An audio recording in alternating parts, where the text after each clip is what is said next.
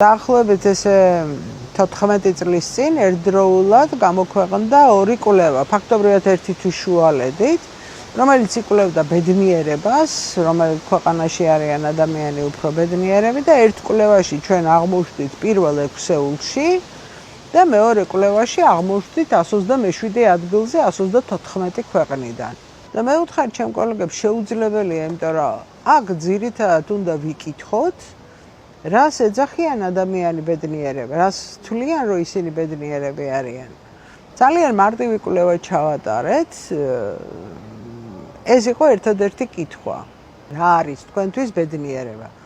და აღმოჩნდა, რომ ადამიანებისთვის ბედნიერება არის პირველი ის, რომ ამ წუთას მისი ოჯახის ყველა წევრი ცოცხალია, ის, რომ მას დღეს აქვს საარსებო საშუალება და ის, რომ ის დღეს მას აქვს სამსახური.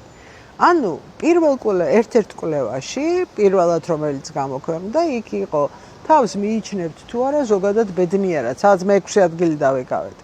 ხოლო მეორე კვლევაში ბედნიერება შედგენილი იყო 8 კომპოზიტისაგან, ანუ 8 სტრუქტურული ელემენტისაგან, რომელიც ზომავდა განათლების ხელმისაწვდომას, სოციალურ დაცულობას, ჯანმრთელობას და ასე შემდეგ და აი იქ აღმოვჩნდით 127 ადგილზე. ანუ ორივე კვლევა იყო სწორი, ადამიანებმა უპასუხეს თვითონ ბედნიერებაში, რასაც მოიაზრებდნენ, იმაზე უპასუხეს, რომ კი ზოგადად არის ბედნიერი, იმიტომ რომ ეს სამი უმარტივესი რაღაცა იმ წუთას დაკმაყოფილებული იყო.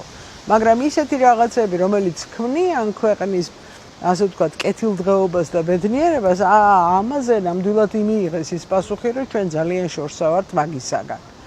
ამით ისი თქმა მინდა, რომ როდესაც ჩვენ გვაქვს ბევრად უფრო სასიცოცხლო და მნიშვნელოვანი მოთხოვნები დასაკმაყოფილებელი და არა მარტო ჩვენთვის, არამედ ვიზედაც ვიღებთ პასუხისმგებლობას, მაშინ ბრჭყალებში დიდ მატერიაზე საფიქრებლად ჩვენ უბრალოდ დრო არ აგვაქვს. ამიტომ სიღარიბე არის პირველი ფაქტორი, რომელიც ხელს უწყობს ამ წუთას საზოგადოების ინერტულობას და ამას საზოგადოება, ანუ ანომია ქვია, როდესაც საზოგადოება არის დაშლილი, რომელსაც მას არ აქვს საერთო გამაერთიანებელი, როდესაც ფაქტობრივად ასე ვთქვათ დეპრესიულ მდგომარეობაშია, იმიტომ რომ სრულიად სხვა საქმით არის დაკავებული.